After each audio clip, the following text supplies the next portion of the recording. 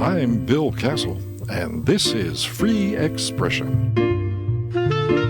This program is all about conveying the Christian message from a Catholic point of view and defending the liberty which makes it possible to do that. We reflect on our faith lives at this moment of church uncertainty, and we explore making financial decisions that conform to our values. Join us, sit back, and enjoy some free expression.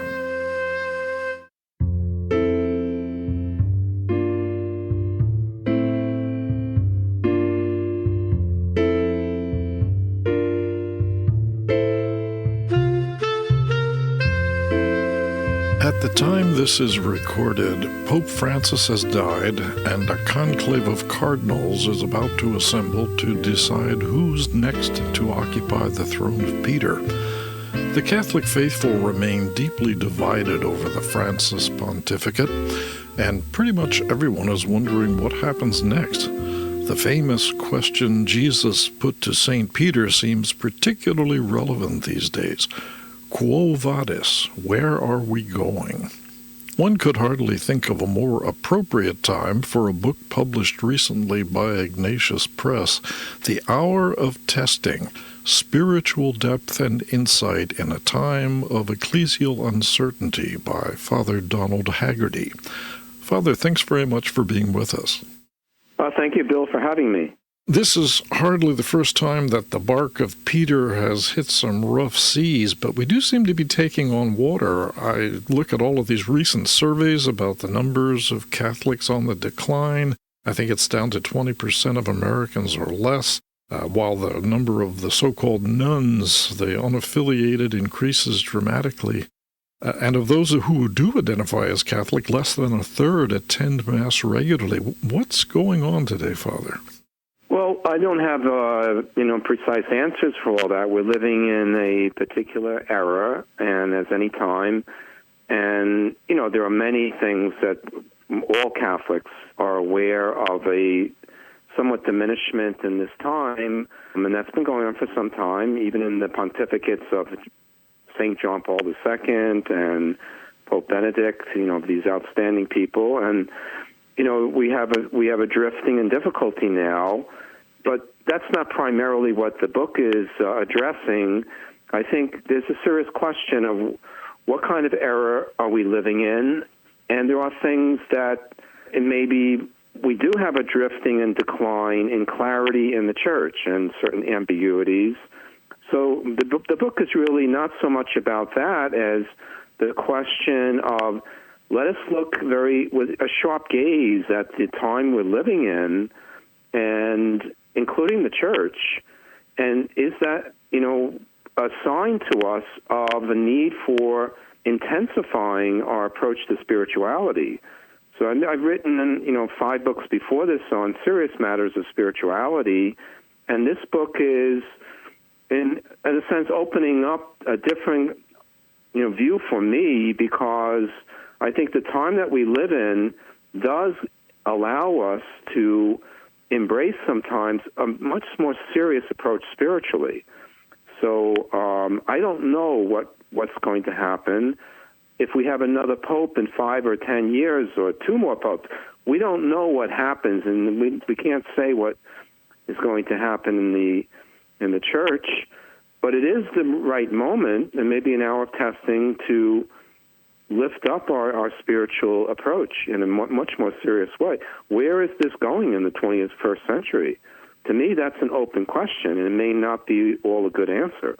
Well, we're certainly in a time of political change. International alliances are changing. The balance of power. The United States, in many ways, seems to have lost its position of leadership. Now we've entered a new administration that's trying to revitalize our situation, but it's all a big question mark. How do we proceed as individual believers? How do we maintain our personal integrity, our confidence in the future, our faith? Well, I mean, in any time, a choice for living faithfulness to the church, to our Catholic belief, the manner in which we live practices. A person who goes to Mass daily has a different Catholic life than a person who just fulfills an obligation to attend Sunday Mass. If we're serious about prayer, I'm not sure it's that important to gaze too compulsively at what's going on in the political realm and, what happens in this election. And, sometimes we put too much expectation on these things. What's important, if we are serious with God, is to live a very serious spiritual approach to prayer, to seek a serious interior life, to live in generosity, and to pray for others. I mean, much of this book, I'm coming back again and again to the need in our time to pray for others. You began by asking that question or observing, we maybe have only 20% of Catholics attending Mass.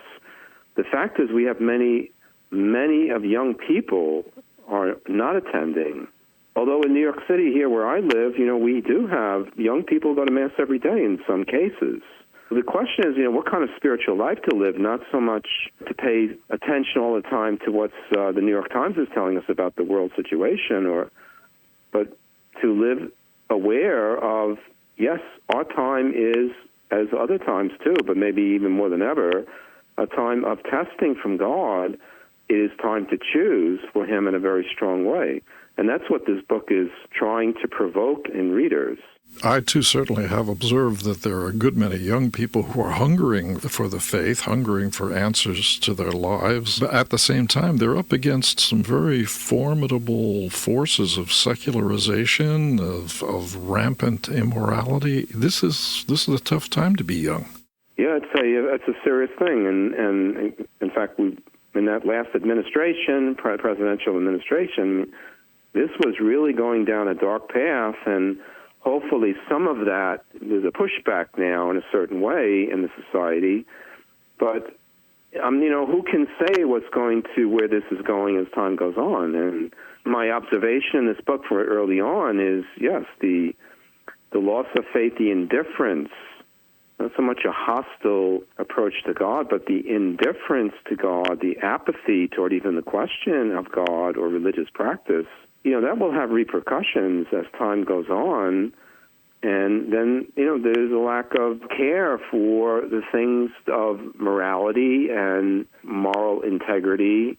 So, yes, we've seen that before in history, and who knows where that goes in our own time, and we're perhaps setting ourselves up for, darker things in the younger generations unless there is some kind of turn more to God. I believe it was Pope Benedict who predicted that the church would be smaller, but that the remnant, if you will, would be much stronger. Is that your feeling as well? I would agree with that. And I think even in the institutional church, within the institutional church, there may be more of a remnant that's very intense, in the approach to the faith and Catholic life. And even those who would claim to be Catholic may drift. But that might be. I mean, we can't say, I think it's foolish to say that everything comes back, it's all circular, and we just go through a rough period, and the church has always gone through rough periods and comes back. I'm not sure it's so much circular. There's an historical progression here, and that's actually part of the gaze of my thought at this time.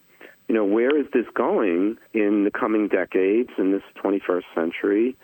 And secondly, then, what does that do for provoking a more serious approach in our own spiritual life? So I think that's a very strong possibility. They'll be smaller in quantity, but much, more serious in quality among Catholics. The church can't be destroyed, but it can definitely undergo a certain, diminishment, almost like a pearl being refined in the oyster. How do we approach it on the local level, the grassroots? We've seen all kinds of parish renewal initiatives. In my own diocese, we've gone through a whole series of various programs. Do they work? Are they effective? What's your prescription for revitalizing Catholic life? Well, I think there's one answer, and that's basically, holiness. And it helps a lot if priests will pursue, a serious approach to holiness. Parishes that have the option for adoration of the Blessed Sacrament. Dioceses that have promoted adoration of the Blessed Sacrament in their parishes, they often are the dioceses that have much more vocations to the priesthood. I mean, a holy priest, holy nuns, if they even living in cloisters, lay people, holy fathers and mothers surely have strong influence on their children in regard to the faith. I don't think this thing of programs does it. We can have dioceses that have all kinds of programs to generate vocations, and they get very few. I mean, New York, for instance, we have a big diocese here, a lot of people, and we suffered, as maybe other cities have, with a sparsity, really, of vocations. But it's a question of holiness, and heroism also, attracts people. I think young people want to do something that would be a little bit heroic. That's part of what it is to be young. Now, many young people today, they just want to make money, and they get seduced by that, because that's out there too. But spiritually, I think people do get caught by the desire for something heroic. I'd say Mass, I know the Missionaries of Charity for so many years, even before I became a priest. I saw one sister this past Saturday. She gave me a letter that was a Xerox copy of a letter from a sister who was part of their 4 sisters who were killed in Yemen in, I think it was 4 years ago, but on March 4th, and the anniversary had just passed. And this sister wrote that letter 2 months before she died. The regional superior of the Middle East had offered the sisters in Yemen a chance to be transferred because it was getting dangerous. And she wrote a beautiful letter saying, no, I want to stay. I'm ready for everything. I surrender myself all to God, whatever he wants. This is a very simple African sister who I happened to know because she was on a retreat I had in Rome when she was going to do her final vows. That sister who gave me that letter, I mentioned it in the Mass today in the Cathedral of New York, St. Patrick's. People they resonate with that. People do want a heroic life. This is also what that book is after, that it's not just that we don't want to look too hard at when things look very down and full of shadow. It's actually a time to step up and give ourselves more fully to God. The book is The Hour of Testing, Spiritual Depth and Insight in a Time of Ecclesial Uncertainty. Father Donald Hagerty, where can people find out more about the book? The book is published by Ignatius Press, and now it's also available on Amazon, and I would assume, local Catholic bookstores, but, many people buy from Amazon these days, and also in Kindle version, and also the published copy. But Ignatius Press is the publisher, available from them. Well, Christ promised us that the church would prevail. May we just pray now for the strength to persevere and to do his will. Thank you very much for taking time to tell us about this. Thank you for having me, Bill. God bless you.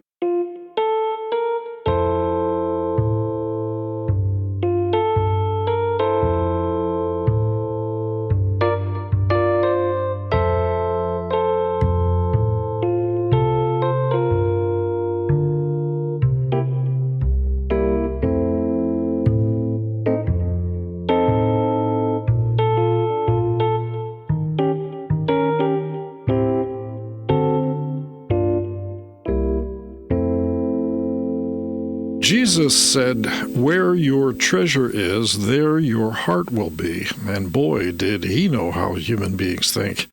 We spend most of our lives working to build wealth, or at least to support ourselves and the people entrusted to our care. And the decisions we make in the process have distinctly moral implications. What are truly honest, ethical ways of earning, saving, and investing money? How are our resources being used by the companies, the financial institutions, or the investment funds to which we entrust them? Financial consultant Christopher McMahon examines how to manage money in a way that's consistent with Christian virtue in his book, Faithful Finances: 6 Steps to Establishing a Catholic Financial Life. It's new from Sophia Institute Press, and Chris is here now to talk about it. Thanks for being with us, Chris. I'm so grateful to be with you. Thanks for having me. We tend to compartmentalize our lives. We separate those things that are involved with faith from the practical, everyday concerns of earning our daily bread. But that's really wrong, isn't it? The two realms do overlap. Absolutely, but I think we were in a good spot before because for decades we didn't have to worry about it. There was an inherent Judeo-Christian value in the world. And as a result of that, corporations, they perhaps might be neutral, they perhaps might be not as moral in their thinking or actions as we would like them to be, but they certainly weren't diametrically opposed to everything that people of faith stood for. Last 15 or so years, we've really seen a radical transformation in the boardrooms that first kind of permeated the teachers' lounges of all these New England colleges, unfortunately. And these corporations have kind of dragged us to a place where we're now really forced to evaluate if, in fact, our values can be reflected in our investments. And the great news is, though, that there's been so many technological advances that we're now going to be able to take back control of this and really ensure that we're unsiloed in our lives, that we can live a 360-degree life where our faith is reflective in everything that we're doing in our deepest held values. So it's an exciting time. What's at the heart of that change? Sometimes companies act in ways that would seem not in their best interest. They seem to have sacrificed the profit motive for some kind of ideological end. I think what's happened is they misread, Disney saying, remember when they said recently, about 2 years ago, we're no longer going to use the term ladies and gentlemen and boys and girls because it offends people. Right. I'm not sure who that offends, really, right? Something that's offended the families that have saved their whole, for years and years and years to take a vacation. Or I saw yesterday, you may have seen this, but yesterday, Ben & Jerry's ice cream. Now, they've always been a bad example, a little bit more radical, but they celebrated yesterday on their website Abortion Workers Day, So it's been a slow progression, and I think the reason for that is simple. We have never had to worry about it before, as I mentioned earlier, but we, as kind of the faithful people of the country, never used to push back. We always say, "Oh gosh, we shouldn't mention this. Oh, it won't happen. It won't continue to happen. If why don't we we'll appear to be perhaps a little bit too radical in our views if we say we object to this."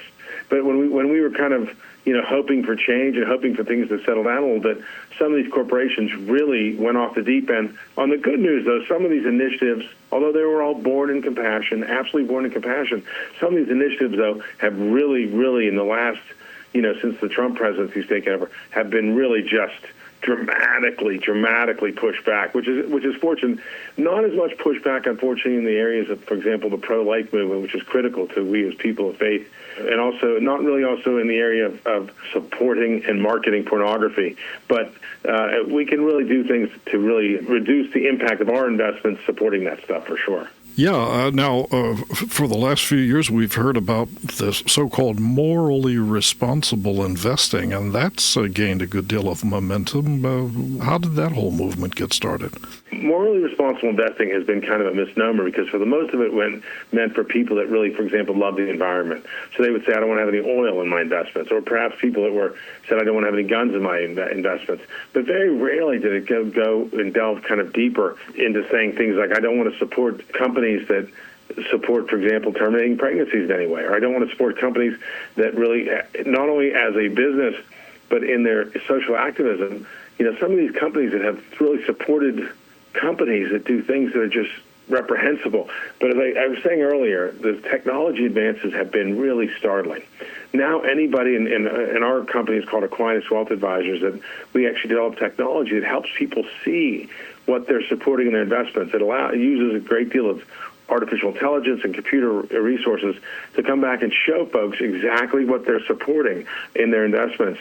Are they supporting things like, the value of the individual? The value of the individual is everybody is created, in the image of Christ, right, in the image of God, and we have to honor that and value that. And I think if our investments and our financial plans are reflective of that, it really lets us understand and feel better that we are really living in conjunction with all these extraordinary values. You're certainly right that technology has made information available to us. It's given us an inside view that we never had before. But how do you get from A to B? How do you get people to actually act on that and make their financial decisions in ways that can push back against some of these outrageous propositions? That's such a good question. And that's really the crux of the book. We talk about putting place in faithful finances a 180-day process because it seems overwhelming, right? My gosh, to go from, kind of fully secularized investment portfolio and financial plan to one that is completely in line with my faith, it seems overwhelming. So we have a tendency to put it off, right? But what we've been able to do is take it and break it down into 6 actionable steps, each one taking, depends, some just a few days, some a few weeks. But by going through that together as a family or as an individual or as an institution as well, frankly, but as we work together to get that done, we can in 180 days say, my goodness, was able to radically transform my financial plan and put myself in a position where I'm very reflective of what's going on in my life, which people really feel good about that when they're walking. Because when folks aren't aligned, they know they're not aligned, when they're supporting things that they really find reprehensible and they just don't want to look at it, what ends up happening is they don't feel right. But ultimately, when we go through this process of aligning your faith and finances, going through this 6 steps, people feel kind of really just invigorated and feel like they're living more in line with the teachings of the church, for sure. Beyond the aspect of feeling good and having a clear conscience because of your individual financial decisions, is this movement having an effect? Is it starting to be felt in boardrooms and maybe making some of the business leaders think twice about the decisions they've made? Boy, that's such an important question. And that's something we do at our firm as well because we think it's so important. We actually, as I said earlier, the reason we got to this position to begin with is because we, people of religious value, we felt it was almost rude to. Remember, they always tell us don't discuss politics or faith with folks, right? Religion or politics. Well, it ended up happening when we were trying to be polite. They radically changed what they were supporting, and they were actually taking our money instead of returning it to us in the form of dividends. They're actually using it to make grants to Planned Parenthood or to invest in companies that develop pornography, right. or possibly even giving grants to organizations that seem benign, People for One or these types of titles, and they sound reasonable, right? Everyone with dignity. But when we dig into it, we realize, my goodness, these are radical organizations that are pushing a gender ideology that is 100% inconsistent with our values and our faith. And you couldn't see that before, so you had to take your financial advisor's word for it. Well, now you're able to dig deep, get the faith and finance score, which I was talking about earlier, and really see what's happening.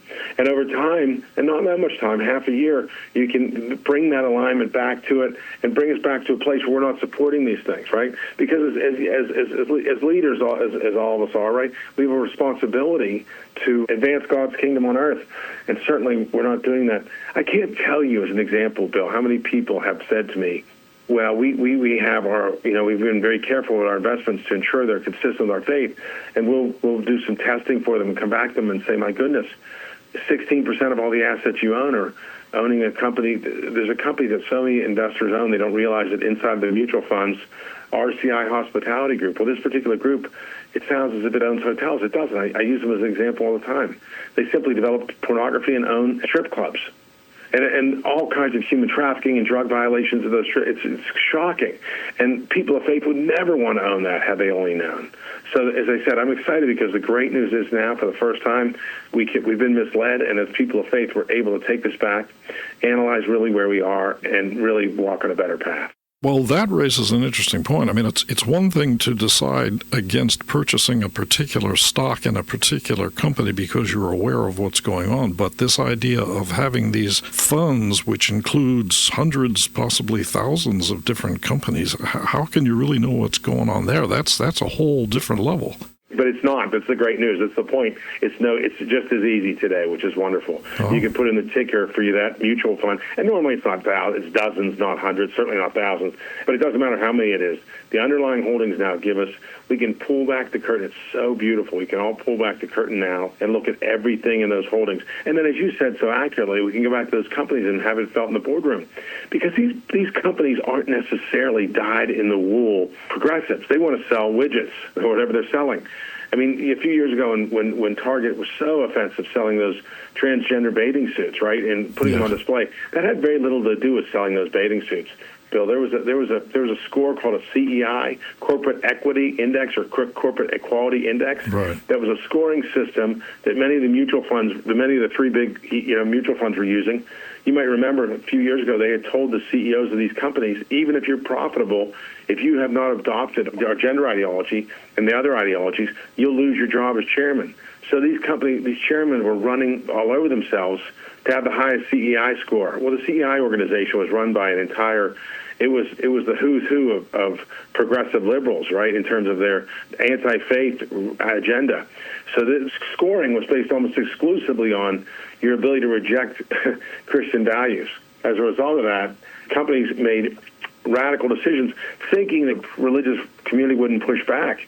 But you remember, we saw it with Bud Light, certainly. We saw it in other places as well. We saw it at Disney to a large degree as well, where consumers said, well, this is enough. Enough is enough. And when they did this, what ended up happening, these companies lost billions of dollars. And that is really the only thing that resonates with companies, is that we tell them consumers will make a different choice, and the same thing for shareholders. They're getting a letter saying, we've sold your stock for this reason. And the great news is some companies are listing. And wouldn't it be great if we could radically transform the world and bring it back to neutral? And say, we don't need you to support Catholic charities. We just don't want you giving money to Planned Parenthood. And I think we're going to get there. I think we are getting there, which is, again, the good news. Well, it's a complex topic, but perhaps your book can really be helpful. It's Faithful Finances, 6 Steps to Establishing a Catholic Financial Life by Christopher McMahon. Hey, thanks for taking time to talk about this very challenging problem. Bill, thank you so much for having me on, and thank you so much for your valuable work. I really admire it. If you've been listening to these shows online but would like to hear them on the radio, tell your local Catholic station. Free Expression with Bill Kassel is available for broadcast free of charge. Ask your Catholic station to contact us by email, billkassel@sbcglobal.net. That's BILLKASSEL, all one word, billkassel@sbcglobal.net. And don't forget to support your local station. In this time of censorship and so-called cancel culture, Catholic radio is becoming increasingly important as an alternative media source. Our programming is based on the Word of God and the teaching of His Church, and we bring you the factual, truthful information you aren't getting from the mainstream media. Support Catholic radio. Your generosity keeps Catholic outlets on the air, and donations to broadcast ministries can be tax-deductible.